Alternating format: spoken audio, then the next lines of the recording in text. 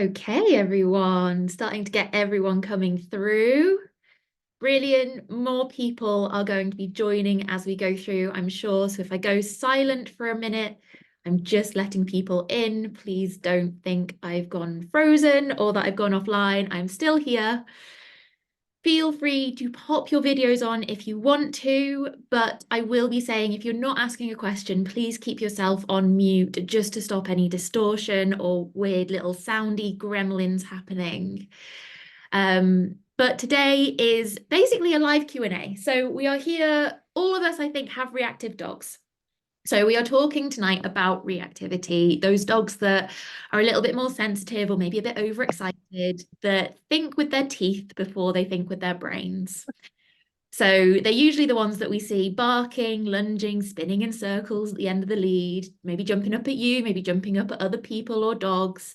All of these would be classed as reactive behaviors. So we are here to talk about all of your questions about reactivity, what you can do to help them, and all of your little hurdles along the way that you are just batting up against going, I don't know how to fix this. So how it's going to work is we've got some questions to kick off with that have been sent in ahead of time that we will be getting going with first. And then in the meantime, if you have questions that you really want to ask, pop on into the chat box, which you should see down either on the bottom or on the right-hand side of your screen. And you can either type in your question or it will come to a point after I've done the pre-sent in questions. I will ask you all if you have any other questions. At that point, you are welcome to either stick your hand up, which you can do with the little button down at the bottom, or you can just unmute yourself and start talking. And we will try and get through as many of you as we possibly can. We've got an hour and a half to try and fit everyone in. I'm hopeful we can do that. So let me kick off first with some of the questions that have already come in. So I'm going to read out the full things that everyone gets context.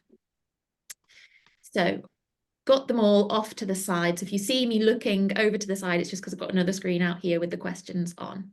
So Caroline has said, we have a 4-year-old Rottweiler, Ziggy, who we rescued 2 years ago now. He's come a long way since we first had him, but his reactivity with dogs is still a big problem. If he sees another dog coming towards him, he will do anything in a range of staring, barking, lunging, or getting down into a launch position. Sometimes we can successfully use avoidance techniques, cross the road, or change direction to get out of the way, or tactically use parked cars to block his view, but most of the time he'll do one or all of the above until they've gone past. However, we can walk behind other dogs with pretty much no issues, and when we've been away to Wales or Cornwall on holiday, he's actually had a few good interactions with other dogs, walked past head-on with no issues at all, and even sat with other dogs in his vicinity without a bother. It just doesn't happen at home, and I'm wondering if it's some sort of territorial behaviour, or why he can do it away but not at home. Sometimes, not often, when we're out locally, he'll want to say hello to another dog, and if the owner is happy, we'll keep a tight hold of him and let him do his thing. He'll be okay for a minute, maybe two, but has always then snapped, almost like a panic, and it's game over. Would love to hear your thoughts on this one and any advice. Okie dokie. So what we're dealing with here, basically, is a dog that seems to be really highly reactive at home, but is good as gold when they go away. And there are two real big reasons why this might happen. The first one is that when we go away, it suddenly becomes really overwhelming for our dogs. If it's a new environment, it's new smells, new sights, new sounds, it can become just too much and their whole body just goes into shutdown. They almost go offline and enter pure survival mode, where they're not communicating themselves at all. They're not communicating emotions. All they can think about in that moment is let's get out of here. So that reactivity that we see is actually a real beneficial thing for these kinds of dogs because it means that they feel comfortable enough to express themselves and communicate that they're not happy about something. So I suspect that this could absolutely be happening for Ziggy, where we've taken him on holiday and then all of a sudden it's so much, his body is so overwhelmed, he just goes into himself. And so he's not then doing this reactive behavior, but his well-being is actually worse off for it. And we like to think of reactivity as a good communicator for our dogs. When they're reactive, they tend to be in a state of what's called over-arousal, which basically means that their body is in a state of stress. So they're either highly excited to the point that they can't control themselves anymore, or they're really nervous and really upset and anxious about something. Either one of those, they basically activate the same part of the sympathetic nervous system, so that the body is acting emotionally. They are just acting instinctively to try and protect themselves and not get into any more trouble. However, once we go into this really stressful situation that's away from home, it all becomes too much. And that nervous system part is just completely over-egging it, and the body can't cope. They just go internalize, they shut everything down, and they just go, let's just pretend to get through this. And you can see this a lot with dogs that might be going to really populated dog parks, or if you take a dog to, say, Dog Fest or Crufts, and they're good as gold there, but they're a nightmare at home. This is typically what's happening for them, because all of a sudden you've gone into a really densely populated area that they don't know what to do. And I suspect this might be what's happening. But we do have another option here, and there might be an aspect of territoriality here where he is just going, this is my patch, and I am going to bark at anyone. Again, this comes down to an insecurity. Any dog that is showing territorial type behavior is worried that their home patch, which is where all of their key resources that they need for life and enjoyment, are under attack. And this is also where we see it a lot with visitors coming into the home. They might just go, you might take away my food or my water or my safe person, and I'm really scared about that happening. So I'm going to yell at you and shout at you, tell you how big and scary I am, in the hope that you will then leave us alone. So I think we could be looking at either of those options for Ziggy. I think the big thing is to focus in on his behavior around home and help to get him those feelings of safety, because that's going to tackle either one of those options. If we can get him feeling more safe at home, like his resources aren't under threat when there's other people around, but also to the point that he can communicate to you in these other kind of more stressful environments when you are away, that should hopefully just ease out of the woodwork, and you should be able to crack on and get into a much more relaxing life with him where you don't need to worry about that. We're then going to go into our next one, which is, hi, Alyssa, just in case I don't make it live. This is from Joe, who I can't see, so I don't think she's been able to make it. But Joe has said, what about a 3-year-old Cocker Spaniel who barks at people, but not all people? I think he's excited to say hi, and I have tried to reassure him, but he still barks. He also does it when people enter and leave the house, even if he knows them. So this question is 2 parts. And the first bit is that he's barking at some people, but not everyone. And this is really, really common in our reactive dogs. And it all comes down to something called trigger stacking. If you've not heard of trigger stacking, go and sign up for the 7 Days to Calm free course that we have on the website. It's the little pop-up that comes up when you go on, because that will explain all of it. I think it's day 3 that it goes into the details. But a quick overall is that trigger stacking is almost like our dogs having a little bucket inside their brain. And everything that happens over the course of the day, whether it's good or it's bad, if it elicits a response from our dog, it goes into that bucket. And that bucket over the course of the day is going to slowly fill up until there's no room left. And when there's no room left, that bucket has nothing left to do but overflow. And it's when that bucket overflows that our dogs start reacting. That's when they flick into their emotional response rather than thinking logically. So what's usually happening when a dog is only barking at some triggers, so some dogs and some people, but not all of them, it's usually because their bucket has just filled up. So, for example, if you're going out and your dog has started barking at the first dog or person it sees, it's probably because you've had a stressful couple of days leading up to that. Usually we see this if they've just had a grooming appointment, or they went to the vets yesterday, or maybe they're not sleeping as well, or there's been a storm. All of these kind of things can add into our dog's bucket and make it harder for them to cope around these different triggers. So I'd really be focusing then on how trigger stacked is your dog in that situation. Are they feeling a little bit more stressed? Equally, if you're not seeing that barking until later on in the walk, it's likely that your walks are a little bit too long and you're encountering too many triggers in that space of time. And again, that's just going to fill up the bucket until they can't control it anymore. So you want to shorten that walk or walk them somewhere quieter where they're only seeing the number of triggers that they can cope with in that time. We like to talk about traffic light zoning for reactive dogs, where they have a little red wetsuit zone around them, where if a dog or a person gets into that, it's all hell breaks loose. And that's when you're going to have those big meltdowns. You've got that amber zone, which is the next layer out, where you can have a trigger, but your dog is aware of them, but not quite having a meltdown. They can watch them and think things through. And then you have the green zone, where they know that they're there and they're really not bothered. We always like to do our training in this amber zone where they're aware and they're watching, but they're not quite meltdown stage. That's the real sweet spot. And that's what your dog is doing if they're able to look at people and not have a reaction. So the more people you see at the start of the walk and they're not reacting to, great time to train with that. But if you're seeing people and the dog is reacting and having that meltdown and barking and lunging, you know you've pushed it a little bit too far, you want to go home and you want to decompress. And decompressing is all things to do with the mouth and the nose. So things like sniffing, licking, and chewing are perfect examples. We always talk about staggering it down in Barky Dog Squad, which is something I'll explain about in a bit. Where we go through all of these different layers to help our dogs relax and go from really elevated, really stressed to into a place where they can actually just nod off and have a nap. So we've got loads of different things in there that we can help him with understanding how trigger stacked he is, and then realizing when he is trigger stacked that we can then decompress. And that decompression is essentially us drilling little holes into the bucket to let it drain out so that you can start again the next day. Another good thing is sleep. So always make sure that your dog has a safe place that they can sleep in. They are getting solid sleep through the night and ideally getting several naps during the day. For most of you with reactive dogs, you're going to have a sleep goal of around 16 to 20 hours every 24-hour cycle in order for your dog to be able to process life and all of the stress that they're encountering. And that's how you're going to get better success with your training and minimize incidents like this, where they are just getting more trigger stacked as the day goes on and only barking at some people. The second part of that question is to do with visitors. And this is one, again, that we see quite a lot, where dogs can be absolutely fine with people out and about. As soon as we put a visitor in the house or someone walking into the house, it becomes a whole different story. And again, we've got two real options going on here. One is we go back to that territoriality, where they're really worried about their resources being taken away. But the other one that we see time and time again is it's to do with the environment. And our dogs simply start to feel more trapped when they're in a house versus outside. And this is very, very similar to what you might term leash reactivity, where they hit the end of the lead, realize that they're trapped, and then have a big go, and then start barking and melting down. But instead of having the end of the lead, we've got walls and we've got corners, all of these that mean our dogs can't escape. They can't do what they want and give that extra space that they feel they need. So the best way to actually do that is start to understand how your house is set up. If you've got any long areas that you can have your dog at one end, say through several rooms with doors open, and have someone just come in and stand at the front door and then work on your reactivity drills, which is something that we go into in 7 Steps to Calm if you don't know what they look like.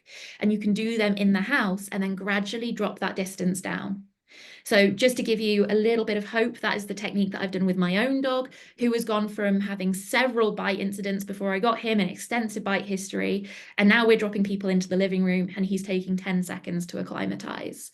So it's a really good way to just slowly introduce that distance, get them feeling more comfortable, and that's the way that you're going to beat that one. So we've got another question in from Caroline, who I have seen join us. So hi, Caroline, lovely to see you again. It's been a little while. And Caroline says, hi, Alyssa, my question to you is, since the bite incident, Socks has become really quite vocal at other dogs and some people when out walking. I reward him when he's quiet and looks at me, but is there anything else I can do to help him? Yes, there is. So if we think about what's likely happening for Socks, we know that that bite incident was quite a stressful time. For a dog to bite, they are usually under an immense level of stress. And sometimes it's stress that we can't pick up. I know I chatted to you around that time and it wasn't really a very clear trigger, but we know that he was feeling stressed for some reason. So when we're seeing this type of behavior that's kind of leaking out into the outside world, we know it's likely down to nerves and anxiety. So we want to start supporting him with that. And there's loads of different ways that we can do this. So again, this is where Barky Dog Squad can come in. But just off the top of my head, I would very much be looking at free work. If you don't know what free work is, head into the Calm group on Facebook. We've got some demo videos. We've got a 12-day challenge in there. And you can just get an idea, but it's basically where we scatter loads of different objects out. We allow our dogs to just explore in their own pace. It's a really good confidence building game. So it just allows them to start to see movement, understand that they have a level of control over the world around them, so they can start to feel like they are safe and that they can explore safely. So that's something that I'd start doing inside the house and then take into the garden and then maybe into the local area. So I know especially where you are, you've got some really nice empty car parks that you could take this to. You've got the beach side that you might want to take this to on a little bit of a quieter day before going into a busier day. And you can just gradually shift that environment whilst giving him this consistent exercise to do to build up his confidence and comfort with that. Equally, I want you to start focusing on, instead of rewarding him when he's quiet and looking at you, I'd suggest actually moving towards what's more of a counter conditioning approach.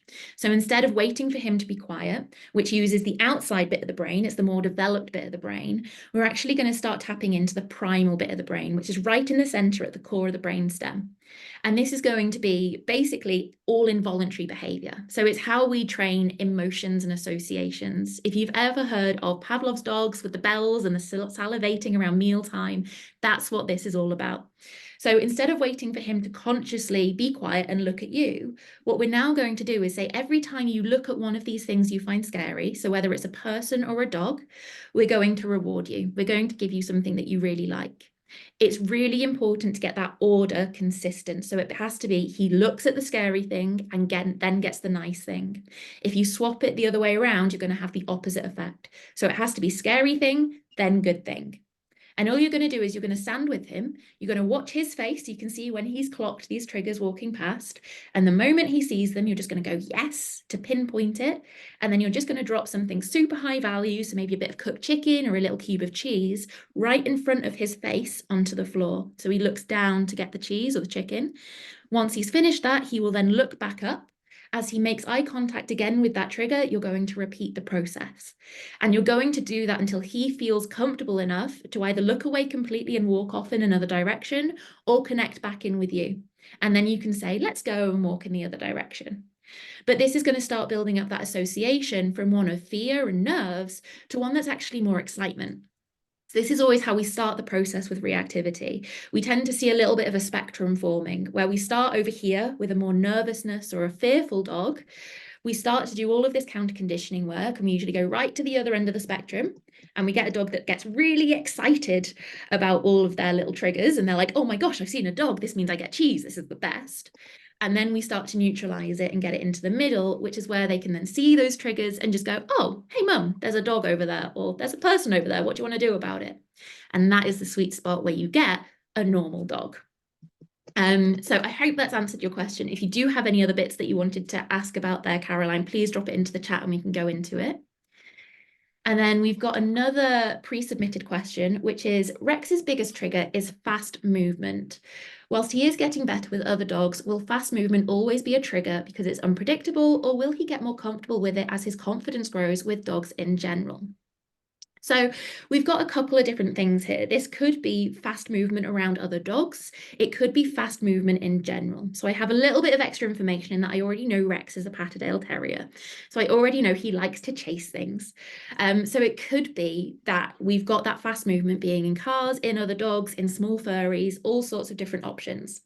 So first of all, if it's fast movement with other objects, so cars, bicycles, and small furries, you will need to work on that separately. So you will need to go and find slower roads, so ideally in, say, school districts during school time, otherwise it's hectic. So go in a nice quiet time, and you're just going to sit there and watch the slower traffic go past. So say 15 to 20 miles an hour is a really good place to start, and you're going to give yourself a nice bit of distance. So you'll walk down a side street so you can watch it from about 3 road widths away. And you're just going to watch it and do the same technique as we've just been doing with socks. So you're going to wait for him to see the car and reward him. And this is going to teach him that chain, that he can look at that object and then get something tasty. Very soon into the process, you're going to be then going on to the next level.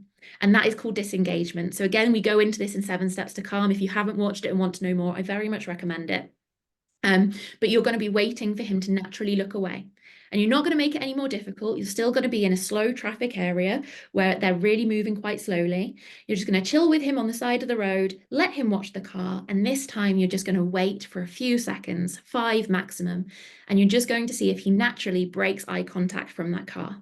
It doesn't have to be back at you. It could be up at a tree. It could be up at a bird. It might be a passing child or a cloud in the sky. It could be anything. But that is your moment to then reward. And that is then teaching him to break his fixation. And if he can break that fixation, what that shows us is he's been able to regulate himself from this emotional, bubbly state where he's more likely to react. He's taken it down a notch into the more logical state where he's able to now think for himself. And that is the magic, because if you can get to there, you're not going to have a dog that wants to chase fast things anymore. But if it is more about the speed of dogs and it's only when dogs are moving quickly, then yes, this is something that you will naturally encounter as you work through his issues around dogs. Because we always talk about triggers as having different levels of intensity. And when you start out working on things like counter conditioning and disengagement, you're working at a really low level intensity. So you want something that is like a dog that's sat down, not moving, looking away and being nice and quiet. And you start there. And then gradually you will start introducing next layers of intensity. And this might be around volume and level of noise coming from the dog. It might be that the dog turns to look at your dog, and it might be that the dog is starting to move, and will gradually increase that level of movement. This can be really hard to do without controlled setups because you are dealing with dogs in the wild, in the natural environment, where you will naturally come across dogs that are moving too quickly for your dog to handle. And if that happens, we need to remember the Holy Trinity. And the Holy Trinity is all to do with disengagement. So I think we mention it in 7 Steps to Calm, which is where we're talking about how far away you are from the trigger, how intense it is, and how long you're around that trigger. So the longer you're around a trigger, it's going to be filling up your dog's bucket. They're going to be less likely to be able to cope with it.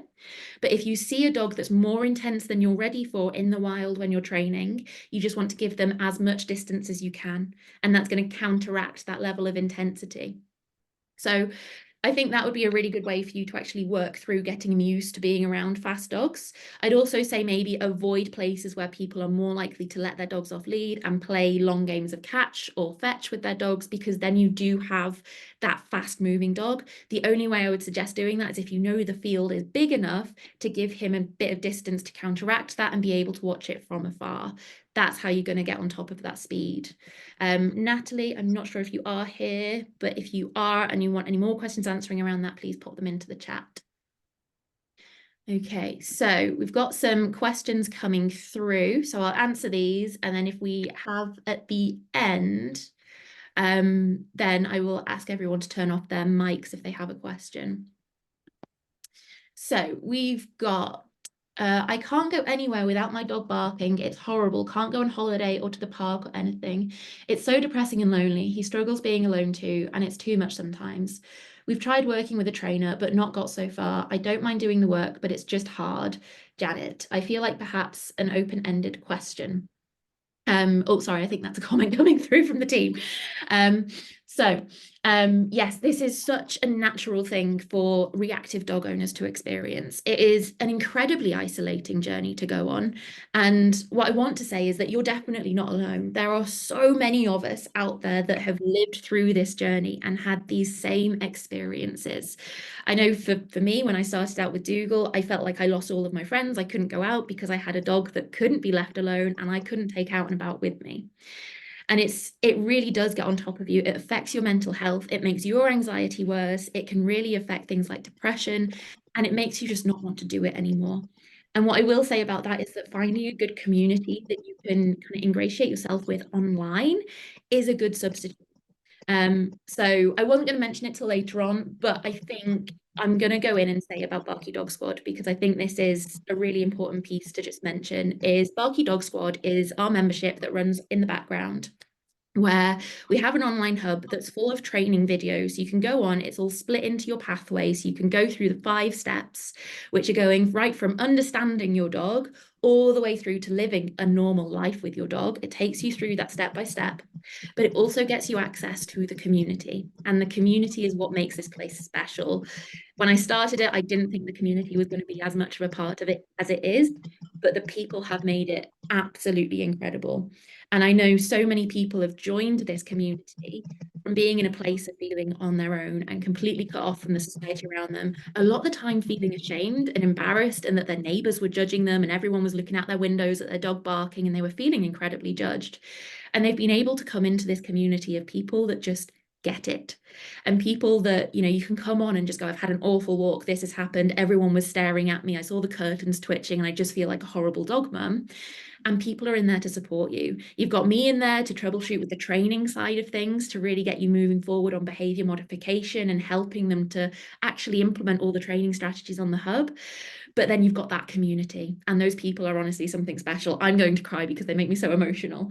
But they are just absolute special humans that will be there to support you through it. So if you haven't thought about Barky Dog Squad yet, I would very much encourage you to have a little think about it. I will drop a link, or if Charlie or Sarah are around, and if you can drop the link to the Barky Dog Squad landing page into the chat for me, that would be really great. But it is holisticpetservices.co.uk/Barky Dog Squad, and you'll be able to see a little bit more about it. Jackie says, Janet, R2 are the same. They're brilliant off the lead, but on lead they bark and pull. I get so stressed, which doesn't help. So what you've got there, Jackie, is a more frustration response. And frustration can be intertwined with fear and anxiety as well. But if it's only when they're on the lead, it's because they feel like they're trapped and they're restricted and they can't go anywhere. So it's really important to tap into their body language and start to understand what they're actually trying to say to you before it gets to that meltdown. So for a lot of dogs, they will actually be giving us loads of different signals before they go into the barking, the lunging, the snarling. And it's down to us then to pick up on those little things that tell us that they're in that amber zone that I mentioned before. And if we can pick up on that, then we can help them feel safe by maintaining their distance from these triggers, by making sure that they are feeling safe and heard, and that we're not pushing them anymore into a situation where they're then more likely to react. Just to go off on one as well, this does go into Barky Dog Squad. So we've got a whole module just on body language that you can watch. That is all about teaching you how to notice those little signs and what to look out for as big red flags to say, okay, we need to slow down and back off here. But I think that's going to be your key to managing their reactivity on lead, because it is about those feelings of safety. Okay, I need to go into the chat thread. I'm being told to head on into the chat thread. So let me open it up here. You've got quite a few coming through. So I'll read them out as we go through. Jackie then says, it is, but they're so good. They just look like the hounds from hell on a lead, and they're only small. Honestly, this happens so much for small dogs. It is unreal. It's known colloquially as small dog syndrome. It's always down to them not feeling safe because they're so little and everything else feels so big. So it's very, very common. Carol, there's absolutely no shame in dog training. I love that. I think it's so, so true. We are all doing our very, very best with the knowledge and the resources that we have available. The fact that you've been able to join me tonight speaks to that. And I think it just shows how much you're trying to move heaven and earth for your dog. And there is absolutely no shame in that at all. You're trying to help another sentient being that is part of your family, and that can only be applauded. So regardless of how other people feel, and if you feel like you're being judged all the time, you're still doing the best thing for your dog, and that's what really matters. Janet says, I know, sorry, I feel like I'm having a rant. I don't even know what question I'm asking, really, just how to deal with it all. We'll get there. Yeah, exactly. And I think a lot of us feel like that at the start. We feel very, very overwhelmed, and we want to almost organize our thoughts as a first port of call, but also know that we're not alone, because that is a huge part of the journey. And you almost have to be okay with it before you can start training your dog. The work always starts with you and making sure that you feel confident and comfortable in these different training situations. Because if you're going into a situation where, let's be honest, you've experienced trauma, if you've gone on to an environment where your dog has been lunging and barking, you felt judged socially, we are social creatures at the end of the day, you have experienced a low-level trauma. And what that means is you're then going to internalize that. We have reactive dog owners that have been diagnosed with PTSD after their incidents that have happened with their dogs, and we all process it differently. But we need to start the work internally and help ourselves to feel more comfortable in these situations before we can even think about helping our dog. It is always a partnership, and we always need to be looking after both ends of the lead to make sure that it's actually going well. Gina says, you're so not alone, Janet. I felt the same way since joining Barky Dog Squad. It really made me feel like I wasn't alone. Yes, Gina, I'm so glad you're here. So Gina is a part of the Barky Dog Squad. Lovely to see you. Charlie, me too, especially since we've been going through a hard time with Cinnamon recently. Having a community to support us has really helped my mental health. It's just wonderful to hear. Thank you, guys. Charlie's popped in the link to Barky Dog Squad. Oh, Charlie, could you just change that link to the Holistic Pet Services link rather than the Facebook group? So the community is hosted on Facebook, but the hub is held on barkydogsquad.com, which is where you can sign up as well. Sarah, one from me about Bruce. Hi, it's Sarah. I can see that from your name, Sarah. I know it's a bit in depth, but we suspect pain is part of his reactivity. How do I manage pain that I don't know the source of while also giving him the chance to do dog stuff, like his walks, playing in the house, playing with other dogs? Obviously, we are looking into the pain, but in the meantime. I think this is such a powerful question because, in case you didn't know, as many as 82% of dogs that have these sorts of reactive behaviors have underlying pain, and it can be really, really hard to actually see in our dogs. So we've got to do a lot of digging to actually understand that. And I know, Sarah, you are on that process of trying to understand the pain, but there's quite a few different options that you can go down. So you can chat to the vets who might be able to prescribe some sort of low-level painkiller to see if that happens. That's known as a pain trial, to see whether it just eases off some of these behaviors and allows them to engage in these doggy things that might otherwise exacerbate their pain and discomfort. So, namely, being able to run around like a maniac with other dogs that they've already known and become friends with, that's a really good way to get around it. And you target the pain management for those sorts of days. Equally, you can have a chat to a vet physio. I know this maybe isn't one that you guys could consider because he doesn't go in the car yet. Obviously, that's being worked on, so it could be in the future. But if you can get your dog in the car, being able to go to a veterinary physiotherapist can work wonders. They get longer with your dogs. They can see the dog more in a natural state, and they can have a deeper assessment of if pain and discomfort is at play. They can also start to isolate where that might be. And then we've also got dynamic dog assessments. If you've not heard of these are where they're usually behaviorists that have trained up in physiology. And they can essentially send you a list of photos and videos to get of your dog, and they will analyze it and then send a full detailed report to your vets. And then that will isolate where the pain is likely coming from, so the vets then know where to further investigate. But there's loads of different ways to do these investigations. It is so important to get on top of it before you do behavior modification. Just because if you don't treat the pain and you just treat behavior, you're probably going to go a lot more slowly and you're not going to see the kind of results that you wanted from it. But I think doing all of these natural behaviors is really, really important. We know it's important for well-being, and he does deserve the chance to do all of these things. So I think it is about just understanding where his quality of life is at any given day and noticing, okay, is he really badly limping today? Or is he doing okay? Is he feeling a little bit more vocal today? Is he whining a little bit more? I know Bruce also likes to scratch at the floor when he's feeling conflicted. So is that happening, and is it happening more than normal? And if it is, maybe we then curtail the walk times a little bit more to support his joints and his muscles and help them recover and rest. Or if he's not doing those things, we can maybe let him have an extra play date with one of his best bud dog friends, or we can actually give him a bit of a longer walk, as long as we're watching out for those number of triggers, making sure that that bucket isn't overflowing. I think we've had a follow-up question from Sarah, where it says, we're considering a dynamic dog assessment after learning about them from some of the others. Should we hold off from pain trial before the assessment, or is that not fair? I'm really torn. For you guys in particular, I would actually go ahead with the dynamic dog assessment. And I wouldn't normally say that. The only reason I'm saying this is because I know Bruce has had adverse reactions to pain management in the past, and we don't want to risk upsetting his gut anymore. So I would actually say go down the dynamic dog assessment route. So talk to Steffi. She'll be able to sort you out there. If it was any other dog, I'd say let's go down the pain trial route first.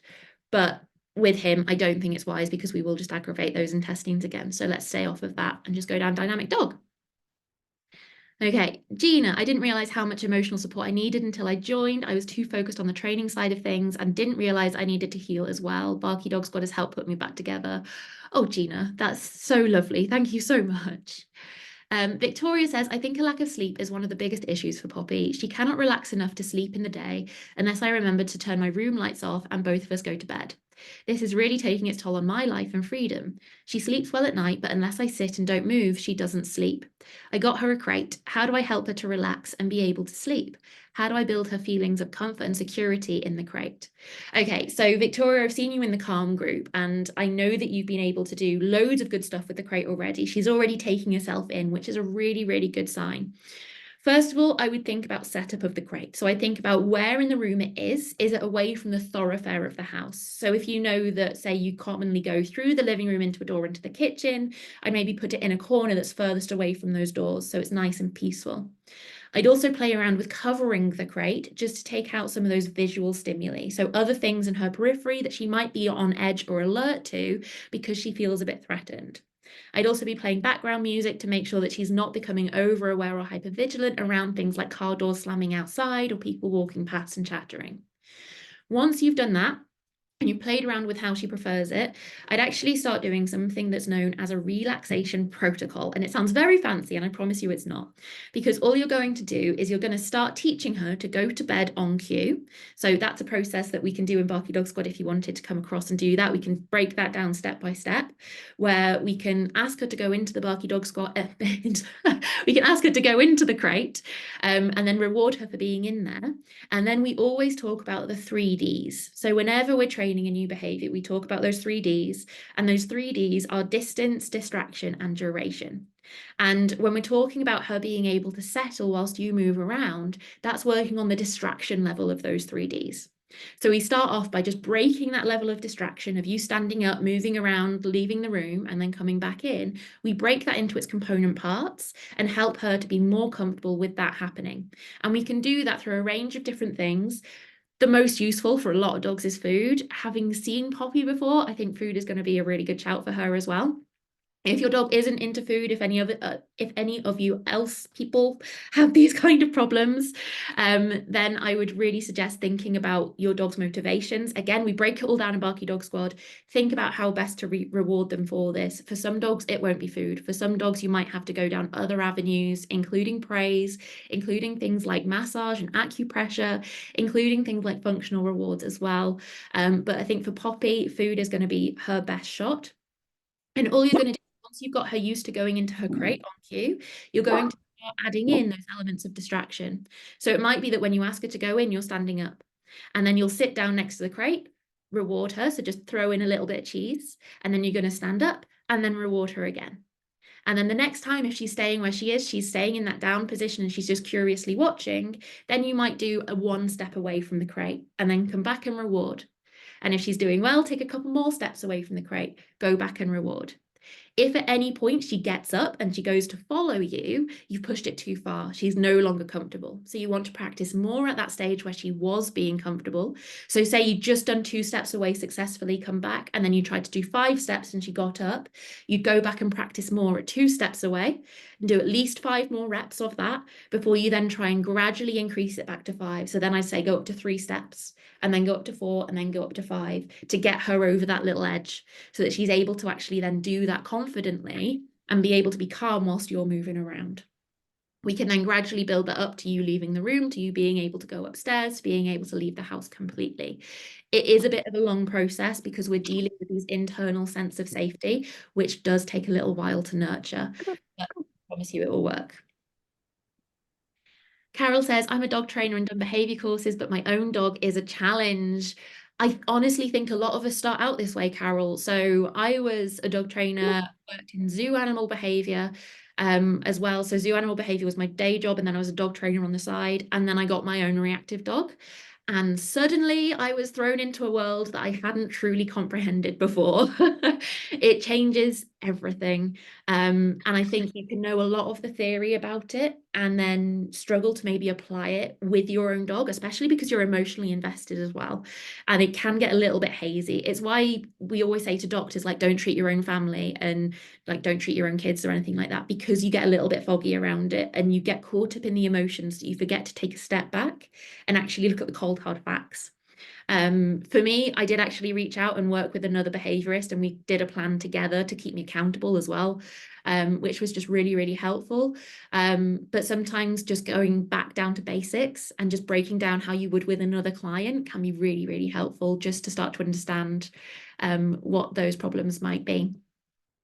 Gina, my mum has noticed that her dog Ted always has excess energy after eating his kibble morning and night. He struggles to settle. Is this normal? Can the kibble be affecting his behavior? Fantastic question. So if you know me at all, you know that I absolutely love talking about nutrition when it comes to behavior because the two are so incredibly interlinked. And yes, he is not the first and definitely will not be the last, where dogs eating kibble can absolutely go a little bit loopy. And it comes down to the individual dog. Some dogs thrive on kibble, and that's great. Some dogs struggle. And it will come down to the type of kibble as well. So kibble, by its very nature, is quite dried out. It has to have quite a large carbohydrate source in there just to bind it all together and make it functional. The type of that carbohydrate will change depending on the dog brand. So you can go all the way from white rice up to sweet potato and brown rice. White rice tends to be more starchy and it has what's called a higher glycemic index. So when the dog is eating it and converting it to usable energy, it basically just gets converted straight to sugar and the dog goes on an energy high like a toddler on Blue Smarties. What then usually happens is they will crash and become grumpy, hangry toddler very shortly after. But I suspect that might be what's going on with your mum's dog, Ted. In terms of if you were to look at other kibbles, I'd say look for one that's got maybe oats or brown rice or sweet potato in first before moving away from kibble and see whether that actually helps dull down that initial energy spike. You can also have a look at the macronutrients, which is also called analytical constituents, and you can start to look for lower carbohydrate contents. They don't usually state carbohydrate on it. You have to do a little bit of maths of everything on the label, add it up, and then take that away from 100 to get carbs. But that'll give you a little good idea of how to understand how many carbs are in, and you might want to just decrease that level. The other way you can do that is look for a higher protein or higher fat level as well. But I think what might be happening is he's eating his kibble, he's getting a sugar rush, bouncing off the walls, and then settling down. So we just need to change that profile to something a little bit longer lasting, like that sweet potato or that brown rice. Okay, I think we've hit a dry spell in the chat. So if anyone has any other questions or comments or concerns, I'd encourage you to, oh, we've got another one come in. Bear with me. Hey, we've got a 1-year-old cockapoo named Archie. We struggle to get him to start walks. Went into the walk, he seems to enjoy it, but refuses to walk at the start. Any recommendations? There could be a few different things going on here, and it's honestly quite a lot of different things that could be causing this. The first thing that I would be looking at is there any discomfort? Because if he's trying to go out for a walk and then he's got something niggling that's just playing him up and he's going, actually, I don't want to push this is hurting, he's going to stop walking. What we can then see happen is that as they continue going for a walk, their bodies get flooded with adrenaline and that masks pain. So if we think about the function of adrenaline, it's basically a hormone that helps us survive. It helps us in stressful situations to get out of it. And so it masks all of this pain and discomfort that we might be holding in our bodies so that we are more able to avoid that stressful thing and get out of that environment. So that adrenaline could well be masking that pain that if he does have is going to be stopping him from walking. Equally, we could be looking at more of an anxiety response where he feels safe at home and the big outside world is too scary for him. So what might be beneficial in that case is actually just going out to this point that he does naturally stop, take a picnic blanket with you, and then just sit and watch the world together and let him just take in everything that's passing by, because that's going to be able to get him used to all of these different triggers that are passing while still having the safety of knowing his home is just behind him and he can go back if he wants to. I'm a big believer in always listening to what our dogs are telling us. So if you see him actively pulling back into the home, I would go with him. I'd also be tempted to ask, how is he if you drive him to a different walking location? Does he sit down and stop walking soon into that one, or is he completely fine and okay moving around in that situation? But that can tell you a lot about whether we're looking more at pain or whether we're looking more at anxiety. If it's painful, he's likely to stop when you do take him out to other places. If it's more anxiety, he might just be pushing through when you actually get there. So I'd maybe want to see a video of that one to understand what other body language is going on, but you've got a couple of options that could be playing in. Jackie says we use dried fish as treats for our dogs and they love them. Honestly, dried fish, love it for some dogs. Some dogs weirdly don't like it at all. They're just not fishy dogs. Dried fish I have used really successfully in the past. The thing that always gets me though is sprats with their little beady eyes staring up at you, and it's like, oh, this is a bit grim, and you have to almost just like block it out from your vision. Carol, yes, she has a physio who found myofascial tightness behind front legs. That was compensation for a hip issue. We do exercises now. She's a Romanian rescue, Myoretic Shepherd Cross. Pain meds trial didn't change anything. I got her on a good supplement, good joint supplement now too. Fantastic. So what we look at if the pain trial didn't change anything is, was the dosage enough? Was it too low? And also, what was the class of pain meds? So a true pain trial should include both NSAIDs, non-steroidal anti-inflammatories, basically doggy safe ibuprofen, but also a nerve painkiller. So things like gabapentin would suit there. And you want to do both of them to knock out if there is any kind of interaction between those pain types. But it could also be the dosage, like I mentioned. Joint supplements are really important. So joint supplements have things in them like glucosamine and chondroitin. But the really important one is omega-3. And omega-3 is how we lubricate those joint capsules. So if it's more down to arthritic changes, which I think you mentioned, was it arthritic, or have I misremembered that? Maybe I've misremembered that. But arthritic changes are basically where the bones start just rubbing against each other. If we put in omega-3, it starts to inflate that capsule and they don't grind anymore. They have that little space between them. So the omega-3 can be really useful as well.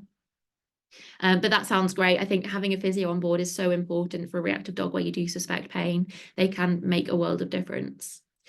Janet says, every time he sees a dog, he barks and pulls. We've tried telling him no, and we've tried distracting him, but he's too worked up. How can we make him stop barking so much? Okie dokie. So we've got a typical reactive dog here. And when we say typical reactive, again, we've got those two main emotional types that could be to blame. So we've either got overexcitement and frustration, or we've got nerves and anxiety. And of course, the two can interact as well. The problem is with telling him no is if he is a more anxious type dog, then telling him no could actually be seen as a form of punishment for some dogs. And especially those that are a little bit more sensitive, that they maybe got a little bit of an insecure attachment. So I don't know the background of your dog, Janet, but if he's maybe a rescue or if he's especially a foreign rescue, then he might have a bit more of an insecure relationship where having that telling him no could actually damage that. And so I'd maybe avoid telling him no. And I'd instead think about why he's acting in that way. And he's acting in that way because he's got big feelings. So he's basically feeling over aroused, over frustrated, or over nervous. So instead, what we can do is either just stand it with him in the moment, wait for the trigger to move on, and then return to counter conditioning training, as we were talking about before for socks. Or if it gets really bad, sadly, there is no other way we can do this. We just need to drag them away from that situation. Because if that trigger is just staying still, or if they're even worse, moving closer, that reaction is just going to get worse and worse. And dragging them away is a good way to actually make that distance, especially when we need to, without risking anyone getting injured, especially if your dog isn't muzzle trained. Because what we don't want to happen is that they're having this reaction, the trigger gets too close and ends up being bitten, or they might also redirect onto you or someone else that's just an innocent passerby. So we need to get that distance in. We need to let them decompress. So again, we could do things like scatter feeds when we've got that distance to allow them to bring their bucket back down. Distracting is also a good one to use in the moment, but only if you've seen the trigger first, so your dog hasn't seen them. Otherwise, you're kind of fighting a losing battle. You also need to use it very, very sparsely, because if you keep doing it, what you can risk doing is actually poisoning that reward for your dog. And this is that bit where we were talking about the order, with the scary thing, the trigger, with the good thing being the reward. If you give the good thing, trying to distract them, and then they see the bad thing, what you can actually end up doing is poisoning that good thing. And say you've given cheese and then they've seen a person that they're scared of on repeat, they are actually then going to say, oh, cheese means that there's a scary person around. I'm not going to eat the cheese, and cheese actually scares me because I know something's around the corner. So it's really important to really try and go into that counter conditioning. And really, if you take one thing away from this session, is remember that distance is your best friend. Think about at what distance is your dog typically having these reactions to their triggers, to these other people and dogs. And then I want you to start stopping at a point where you've got just over that distance. And that's in their amber zone. So you can be in that zone, you can watch the trigger with your dog being able to actually look at it. Maybe their ears are forward, maybe that they've arched up, maybe their tail's gone up, or maybe they've done the opposite, their ears have gone back and their tail's gone down. But I want them to just be able to watch that, and you need to be able to reward them just for watching. And that's going to be a much more easy way for you to actually start training changing how their brain is working and making these associations. Without actually having to go into that situation where your dog's then reacting, and it'll just keep everyone much safer, as well as give you better success in training. So I hope that makes sense, Janet. Let me know if you've got any other questions. Carol, our issue is overexcited greeter for people and dogs, maybe flirt anxiety, not sure. Further away, she barks in frustration and she's 3.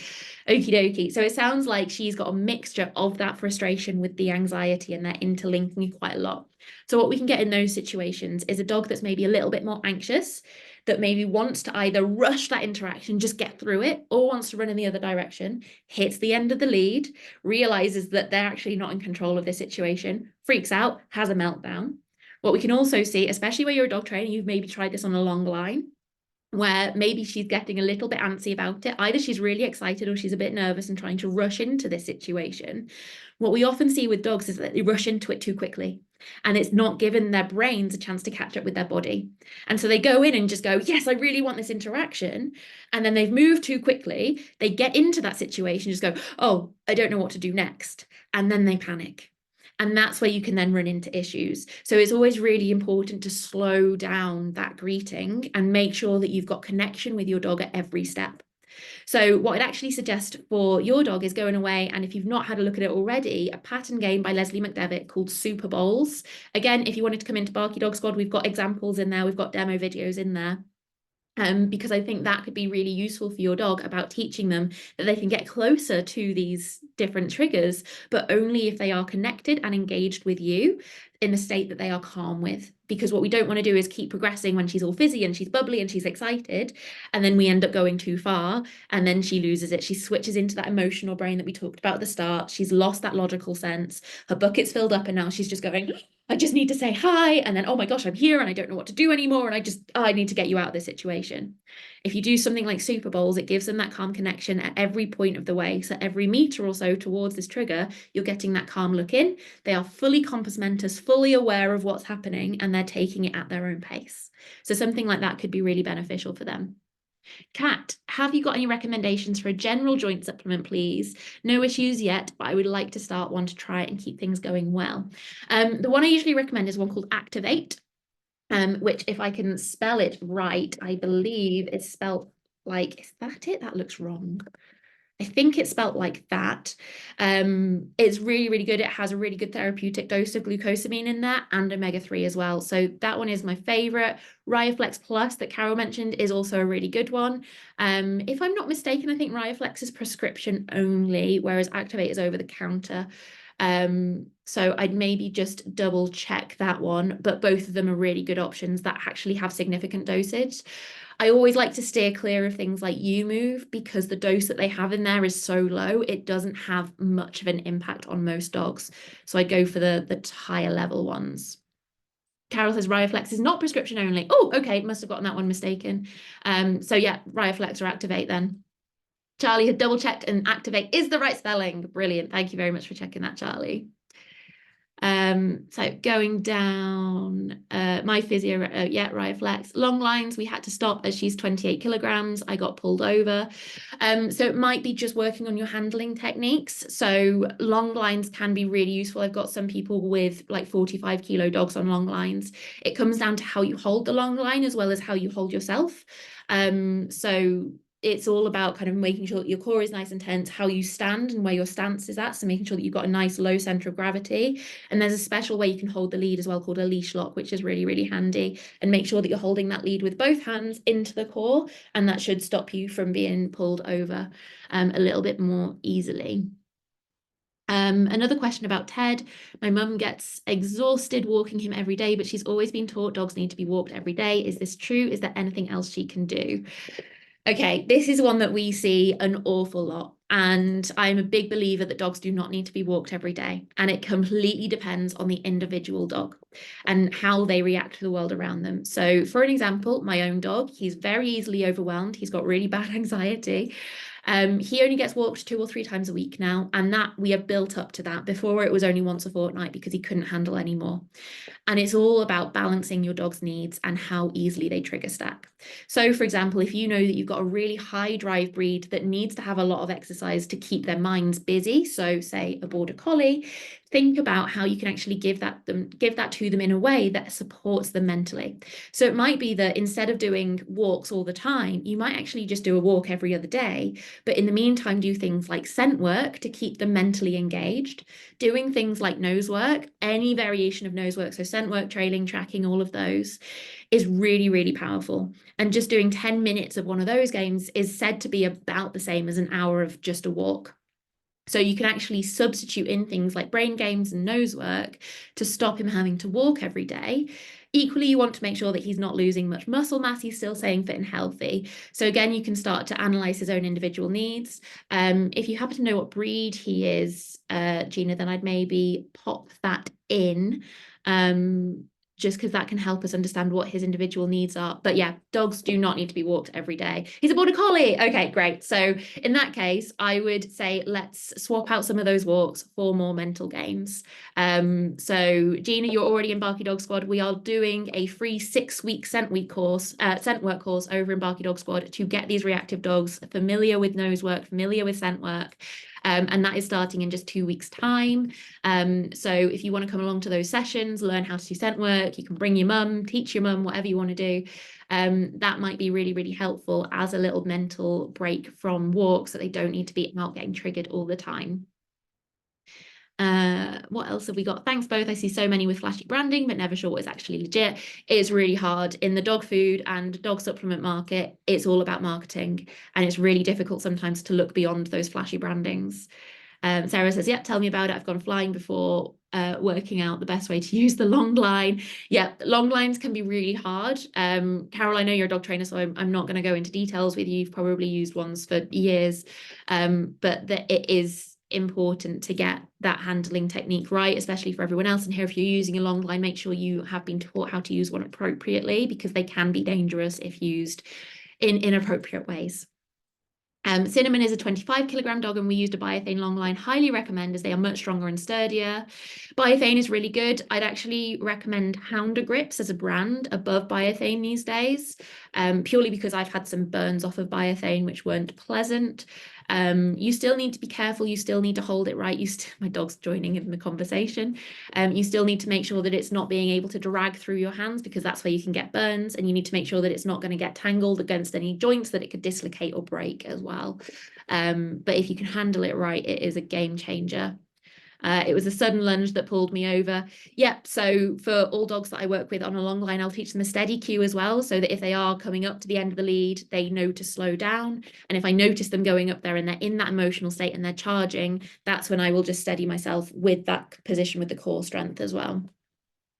And probably will again, says Sarah.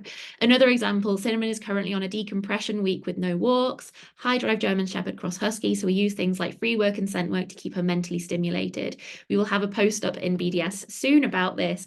Fantastic. So over in BDS, which is Barky Dog Squad, we absolutely adore free work and scent work, but it would be lovely to see Cinnamon at work on her week off. Kat says, would secure field be an option for your mum? I find them a great relaxing option. Yes, so I would absolutely say that secure fields can be wonderful. I would still be careful in that secure fields still can fill up the bucket, whereas scent work and free work would empty the bucket out slightly more. So I'd balance it, and I'd say if you're doing, say, 3 walks a week, I'd make one of those walks a secure field walk to get away from triggers, but still treat it as a walk, because it's also that physical exertion that can impact it. But dog secure fields are wonderful. I have found dog food hard too, to be honest, as everyone has such different views. Honestly, the number of extreme views out there is slightly shocking. A lot of it comes down to your lifestyle, your preferences, what you're comfortable with. That will usually govern whether you want to go down kibble, wet food, raw food, or fresh food. And then you can look within those umbrella categories to work out which one you want to feed and which one is friendly with your budget. So it is a bit of a minefield, but if you're in the Calm group, we have conversations about this. You can always ask what our opinion is on certain foods, and again, it's individual. It does take trial and error. Siri's joining in. It does often take trial and error for our own individual dogs, because we don't have science on the individuals, but we can make our best guesses, try it, see what happens, and adjust accordingly. And then Archie heard mixed reviews about the Julius K9 harness. Are they bad for the dog? So yes, we don't tend to work with Julius K9 harnesses. There isn't much in the way of science to back this up at the moment, but we have had loads of physiotherapists come out and say that they can damage the shoulder joints. And that's because if you look at the Julius K9 harness, the way it is it has one strap that goes across the front of the chest, and it actually restricts that shoulder movement. So as your dog is trying to walk, they can't extend their forelegs fully. So what you can actually see is it can exacerbate some discomfort in the shoulders. Equally, it can refer and add to back discomfort and hip discomfort. It's also really important to note that nearly all reactive dogs will carry that tension in their lumbar region, so at the lower back region. Most reactive dogs have tension there that physios and massage therapists can help to unlock. So instead, Carol's mentioned a Y style. Absolutely, Y style harnesses are much better. They're the ones that come down around in between the shoulders and the neck, and then join up at the chest plate in the center of the chest, and then form one line in between the front legs. My favorite brand is Perfect Fit. Because they just have such a range of different fits for you. You can get really cheap ones from Pets at Home that you can get for like 10 to 15 pounds if you just want to try one out. You can get rough wear. Rough wear is really, really sturdy. Just be careful. I can't remember the breed of your dog. Rough wear does come up a little bit higher. So if you've got a dog with a shorter chest zone, it can be a little bit intimidating for them. But if you've got a nice leggy breed like a Labrador or a Pointer that's got a big chest area, rough wear are fantastic. But you can always just have a little bit of a play around. If you need help, jump into the Calm group with photos and we'll be able to help you. But I would very much say try and go for a Y front rather than a Julius K9, or also called a bar front harness. Okay, does anyone else have any questions that they'd like to unmute themselves and ask? Any comments? Does anyone have any questions about Barky Dog Squad? Because I know we've mentioned that quite a lot tonight. Archie, I have seen your message come in, but I'm just going to see if anyone has anything else that they want to say, and then we'll come back to you, Archie.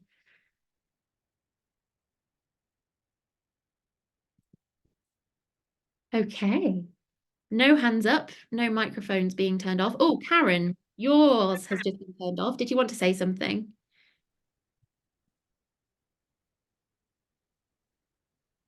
Okay, I'm going to say that was accidental. Archie, we tried to crate train for months, but possibly we're losing the will. He now sleeps in an open area downstairs. He does not want to sleep upstairs with us, but on the camera we can see he wakes up in the night and wanders around, and I worry he's not getting a full night's sleep, but sleeps well in the day wherever we are. So dogs are actually what's called polyphasic sleepers. So they naturally sleep all throughout the day, and it's not very normal for them to sleep in one chunk through the night. The reason why we look for that solid sleep through the night is because of social conformation. So dogs, a lot of the time when they live with humans, they will adapt their sleep styles to have a lot of sleep overnight because it's just what happens. They get bored overnight, they naturally fall into a sleep. Because of that, it's really normal for your dog to want to get up, move around, go for a bit of a shuffle, go to a new place. And I wouldn't worry if that's the only degree of movement you're seeing. If you're seeing that your dog is actually then getting up and pacing for like 20 minutes, half an hour or longer at a time, that could be a sign that we might need to just interrupt that and help him to actually feel a bit more safe. But if it's just shuffling around the room into different positions, I wouldn't worry at all. And the fact that he's able to sleep well in the day, regardless of where you are, is a really, really good sign. So I would instead start thinking about reaching that 16 to 20 hour sleep goal and seeing if you're hitting that with the overnight sleep and the daytime sleep. If you are, fantastic. If you're not, let's intervene with some enforced nap times that we can do. If you want to know more about how to do that, jump on into the Calm group, join us in Barky Dog Squad, and we can brainstorm in one of our Q&As. So just to add to that as well, if you did want to come and join us in Barky Dog Squad, not only do you get that whole hub with all of those training videos, you also get access to weekly webinars where we deep dive into problems that our members are having. We also have regular Q&A catch-ups where people can come and just chat and have that feedback, ask all of these questions that are ticking away. They can upload videos. So if they've done a training exercise and they're not sure if they've done it quite right, upload the video to the squad. We'll give you professional feedback on how you can tighten up your techniques and make that a little bit easier for you and your dog. Make sure that you're on the right track. We also have things like progress trackers. We have diary templates. We have loads of worksheets that you can print out and apply to your dog. Charlie said we also have a special session each month called In the Doghouse. Thank you for reminding me about that one, Charlie. So yeah, every month people can apply to be in the doghouse, which is where they essentially get a free behavior consultation with me. Everyone else can jump on, join in, give their thoughts. Everyone always has great ideas when it comes to things like enrichment and management. But it's a way to just get free, actual tailored advice that is just part of the membership. So you just fill out an application form and then we pick the priority issues each month and you've got chances to apply for as many times as you want. So that's another real big benefit of Barky Dog Squad. If you do hop over to holisticpetservices.co.uk/Barky Dog Squad, you'll see all of the other features that we have. You'll see some testimonials from people that are in the squad, and you'll be able to sign up from there as well. So I think that has answered everyone's questions. Like I say, if you do have any other questions, then please do just turn your mic off, or turn your mic on rather, and give us a little chat. Say hi.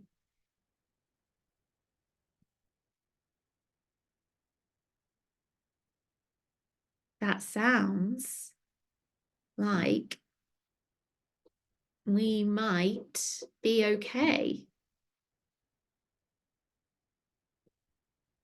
Just checked the other chat to make sure I've not missed anything. Okie dokie. If we've not got any other questions, comments, or concerns, then we will call it a night here. We have kept it to good time. Yes. Always a bonus when that happens. The recording of this will be available in the Calm group. So if you're not already, hop on into Calm for Reactive Dogs over on Facebook. You'll be able to rewatch this, watch all of the questions, watch all of the answers, and you'll be able to chat away with the community in there. If you have any questions about Barky Dog Squad, make sure to pop them on. Like I say, we will be closing the doors to Barky Dog Squad in just a few days as well. So it's not open for good. It is having its doors closed in just a few days. We haven't opened it in the last 4 months, and it'll probably be about that time again till we open it again. Benefits of joining are also you get free access to the scent work course that's coming, which is really exciting. And something that we haven't yet announced, but we will be announcing tomorrow, is that all of our new joiners will be getting a bespoke one-page training plan for their dog and their situation, so they know exactly what to focus on next. So if that sounds like something that you'd like to be involved with, head on over to the link that Charlie's just pasted into the chat. Have a little look. It's just £25 per month. So it's just like having a weekly fancy coffee out. And let us know if you have any questions. But I will leave it there, guys. And I look forward to seeing you over in the Facebook group. So take care and thank you so much for joining us. Bye.